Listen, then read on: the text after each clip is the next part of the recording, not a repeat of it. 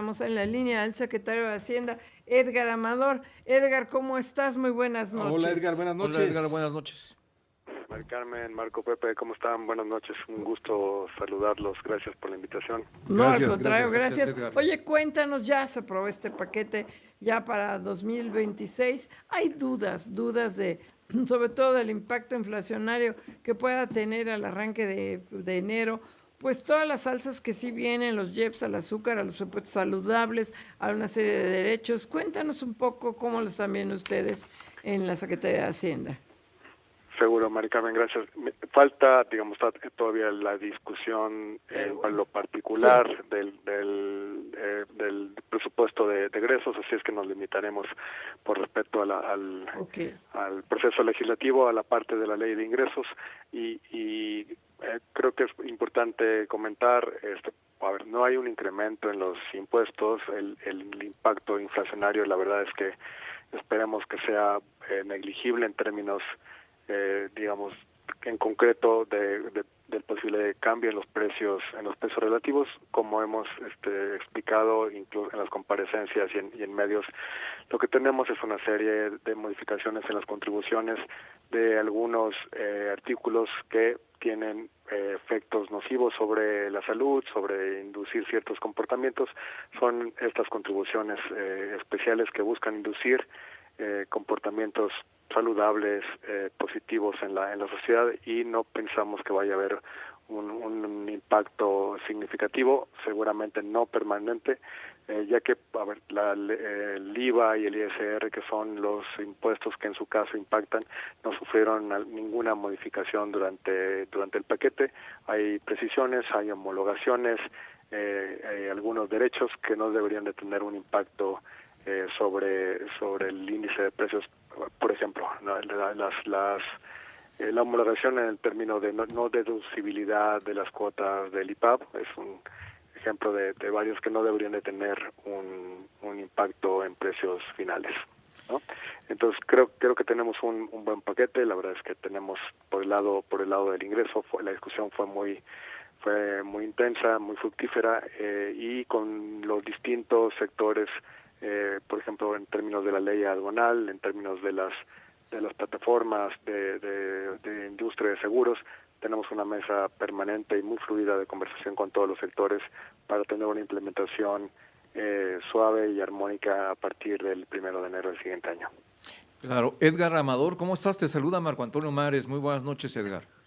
Marco, bueno, un abrazo. Igualmente, Edgar, cuéntanos en esta parte que tiene que ver con la ley de ingresos, la expectativa de un aumento importante en los ingresos que se está proyectando por parte del gobierno mexicano, la Secretaría de Hacienda y Crédito Público. ¿En qué medida nos puedes ilustrar con números la proporción, la dimensión de lo que van a aumentar estos ingresos para el 2026 en virtud de las políticas que se están siguiendo, y si esto nos va a permitir dar un impulso adicional a la administración pública, en las finanzas públicas, y eventualmente una mejoría en el crecimiento económico? Ese es justamente el objetivo, ¿no? De lograr el financiamiento para el crecimiento económico, garantizar los programas del bienestar, impulsar la inversión pública, que es el imán para jalar el resto de la inversión privada y el resto de la inversión en el sistema. ¿Qué es lo que estamos proyectando para el siguiente año? En particular, por ejemplo, los ingresos tributarios, que representan la mayor parte de la recaudación del gobierno federal, se proyecta que alcancen 15.1% del Producto Interno Bruto. Esa es la cifra máxima histórica en la historia moderna del país. Pensamos agregar alrededor de 0.7 puntos adicionales del PIB para llevarlo a 15.1%, comparado con lo que se recaudaba en términos de impuestos de ingresos tributarios. Hace 10 años la cifra andaba cerca de abajo de 12 puntos porcentuales del PIB. Entonces hemos logrado a lo largo de estos últimos 7 años las administraciones aumentar en más de 3 puntos porcentuales del PIB los ingresos tributarios, lo cual le da una solidez muy importante al financiamiento de los presupuestos. Hace algunas décadas, por ejemplo, dependíamos de los ingresos petroleros y la oscilación de los precios y de la plataforma inducía un componente muy volátil en la planeación de los presupuestos. Los ingresos tributarios, y estamos todavía acercándonos a la media de los países de desarrollo similar. Vamos hacia esos niveles. Creo que tenemos un sustento de financiamiento de largo plazo de los presupuestos públicos bastante más sólida conforme avanzamos en esta estrategia. Sí, estamos platicando con el secretario de Hacienda, Edgar Amador. Te saluda José Yuste. Edgar, buenas noches, ¿cómo estás? Pepe, muy bien, un gusto saludarte. El gusto es mío, desde luego, Edgar. Oye, cuéntanos, es un presupuesto de 10.2 billones de pesos, es lo que es en ingresos totales, es un presupuesto donde los ingresos públicos van a ser pues los más altos de la historia. Ya nos decías tú, 15.1% en recaudación tributaria alta. Y en este contexto, ¿ya cómo quedan los ingresos petroleros que nos comentabas? ¿En cuánto se reduce? ¿En cuánto va a ser el porcentaje de ingresos petroleros? Me imagino que pues, ya mucho menos del 20%. ¿Cómo quedan ingresos petroleros e ingresos tributarios? ¿Cómo queda en esta mezcla? ¿Cómo quedamos, Edgar? Bueno, los ingresos petroleros son complementarios respecto de los tributarios. Ha cambiado la estructura de financiamiento de los ingresos federales, ha cambiado de manera muy importante.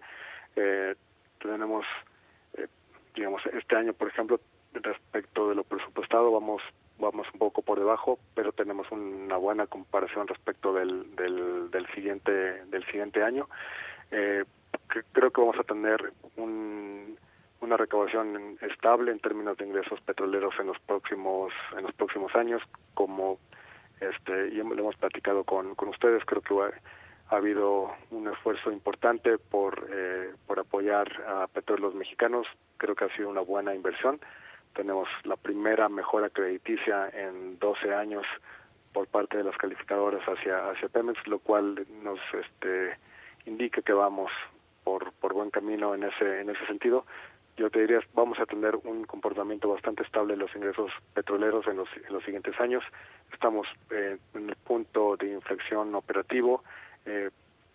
Digamos, marginalmente estamos mejorando la parte operativa, pero están ya todas las condiciones para que haya una recuperación sostenida de los ingresos petroleros en el futuro cercano. Hay algunos problemas como la deuda a proveedores y en el caso del paquete, creo que es clave que cumplan ustedes con la meta de reducir el déficit público. Cuéntanos sobre este tema. Sí, creo que fue muy importante la reacción tanto de analistas, de calificadoras y del mercado. Hicimos una adecuación en la previsión de cierre para el año fiscal 2025. Sí. Teníamos originalmente 3.9. Esperamos ahora cerrar cerca de 4.3% en el ejercicio del 25. Tuvimos básicamente dos consideraciones. Primero, el apoyo extraordinario que hicimos a Petróleos Mexicanos, que retribuyó, digamos, en una mejora de la calificación. Y la segunda es que ante el panorama macroeconómico dictaminado por la modificación en la política comercial de nuestro principal socio económico, tuvimos una reducción en el crecimiento y, digamos, calibramos la política de gasto para no ser un factor que añadiera, digamos, al impacto negativo que tuvimos a nivel comercial. Esta calibración del gasto nos llevó a 4.3. Lo comunicamos con organismos financieros internacionales, con analistas, con economistas, con inversionistas, y creo que ha sido bien recibido. Lo importante, justo, Mari Carmen, como mencionabas, es el compromiso con la ruta de consolidación, con la ruta de convergencia fiscal hacia a niveles de sostenibilidad de largo plazo, como están en los criterios de política económica. Ahí revisen la página 87, ahí está la ruta. Creo que es un esfuerzo para comunicar hacia los mercados, hacia los analistas, hacia periodistas como ustedes, hacia el medio de comunicación, mostrar el compromiso que tenemos con una convergencia fiscal hacia largo plazo. Sí, Edgar Amador, secretario de Hacienda, ¿cómo consideras el estatus de la economía mexicana? ¿Está en estancamiento? Es muy importante aclarar la pregunta y gracias por la oportunidad de hacerlo. Tenemos 3 grandes sectores. El primario creció cerca de 3% en el último trimestre. El terciario, que son servicios que representan la mayor parte de la economía nacional, creció 1%. Y tenemos una contracción en el sector secundario, básicamente en la actividad industrial, que representa el 18% más o menos del Producto Interno Bruto. Y dentro de la actividad industrial, manufactura y construcción básicamente son y algunas áreas de estos los que están contrayéndose y digamos jalando a la economía hacia cifras ligeramente negativas. El dato fue de menos 0.3. Entonces eso nos lleva a decir que tenemos una contracción muy focalizada en unos sectores de la actividad industrial. Pensamos también que va a ser algo temporal, un tema de ajuste ante la política comercial. Claro. Pero no tenemos una debilidad extendida. Edgar, profunda, ¿nos permites ir a un corte comercial y podemos regresar contigo? Seguro. Sí, estamos platicando con Edgar Amador, el secretario de Hacienda. Vamos a un corte comercial. La financiera, seguimos platicando y muchas gracias además por haberse quedado en la línea con nosotros al secretario de Hacienda y Crédito Público, a Edgar Amador Zamora. Edgar, gracias por estar con nosotros todavía. Pepe, un gusto, a la orden. Al contrario. Oye, Edgar, también vimos, comentábamos ya el tema de la contracción del 0.3%, ya nos explicabas que fue focalizado en industria, pero hoy vimos un dato también que preocupó, el de la inversión fija bruta que cae bastante, y sí nos llamó la atención, pues es la inversión privada, vimos ahí construcción, vimos maquinaria de equipo. Cuéntanos, ¿cómo estás viendo tú el tema de inversión fija bruta? Mira, hay 2 componentes, por ejemplo, maquinaria y equipo, ¿no? Que tiene una contracción importante respecto del año pasado. ¿Qué ocurrió el año pasado? Que la inversión fija bruta alcanzó niveles récords históricos por la conclusión de los grandes proyectos de infraestructura regional, sobre todo en el sureste, el tren, los proyectos del Istmo, las refinerías, los distintos proyectos de gran escala, llevaron al índice de inversión fija bruta y sus componentes, en particular maquinaria y equipo, a niveles históricos. Cuando estamos haciendo la comparación respecto del año anterior, tenemos estos datos que muestran contracción. Básicamente es un efecto estadístico. Si comparamos el comportamiento de la inversión respecto de la tendencia de mediano y largo plazo, estamos creciendo conforme a la tendencia. Entonces hay una parte de este dato que es un efecto estadístico. Estamos comparándonos contra el máximo histórico, estamos creciendo contra la tendencia, estamos creciendo de manera muy pegada a la tendencia de mediano plazo. Eso no es suficiente, eso es muy importante decirlo. Estamos creciendo conforme a la tendencia de mediano plazo, pero necesitamos crecer más, necesitamos superar a la tendencia de mediano plazo. Estamos trabajando en un portafolio, en una estrategia de inversión para poner el acento y el énfasis en la inversión en equipamiento, maquinaria, equipo, capital físico, infraestructura, estructuras, que es lo que va a elevar el Producto Interno Bruto en el largo plazo, ¿no? Ese es el espíritu de Plan México. Si logramos reducir, por ejemplo, el componente importado de nuestras exportaciones en 10 puntos porcentuales, podemos agregar un 1.7 adicional al PIB de largo plazo. Entonces, vamos a estar muy concentrados en justo, como bien llamas la atención sobre el punto, en elevar la inversión respecto de la tendencia de mediano plazo. Tenemos que ir mucho más allá de la tendencia de mediano plazo. Oye, sí, porque se cayó en relación a julio también, una caída de 2.7. Y esto aplicaría también lo que está pasando en empleo. Se crearon, según decía Zoe Robledo, el director del IMSS, 400,000 empleos entre enero y octubre de este año. pero entre enero y octubre de 2024 se quedaron 594,000 empleos, algo así como 194,500 más. Esta diferencia entre octubre de 2024 y octubre de 2025 se explicaría también porque ya no se está invirtiendo en las obras icónicas. El componente de inversión es muy importante para explicar justo lo que mencionas. El empleo sigue creciendo, está creciendo menos, ha perdido dinamismo, en buena parte respondiendo a esa dinámica de la inversión que mencionas. Y la otra parte es el consumo, ¿no? El consumo, si tú ves las determinantes del consumo, están sólidas. El empleo, la tasa de interés, las remuneraciones salariales, no salariales, están yendo en la dirección correcta, y sin embargo tenemos un comportamiento más moderado del consumo. El crecimiento del consumo ha bajado. ¿Qué debería estar ocurriendo? Y cuando ves los datos estamos presenciándolo, está aumentando el ahorro, ¿no? Entonces ha habido quizá el comportamiento de las variables macroeconómicas están induciendo a un consumo un poco más contenido y a un incremento en la tasa de ahorro de los hogares en México. Sí, hay cautela, sin duda alguna. Estamos platicando con Edgar Amador Zamora, él es el secretario de Hacienda y Crédito Público. Edgar, hay varios temas que en conjunto, respecto a lo que nos acabas de responder, se ligan de alguna forma. Uno es el crecimiento económico, otro es la inversión, el empleo, y el otro, las expectativas.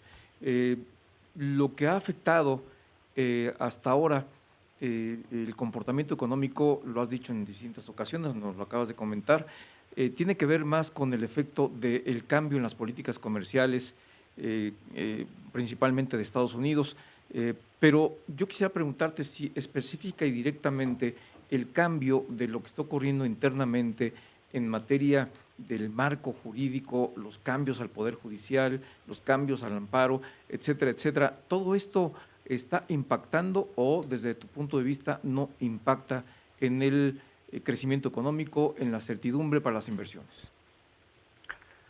A ver, digamos, la discusión es bastante abierta en los medios, pero los datos, los datos duros, la inversión extranjera directa llega a niveles récord.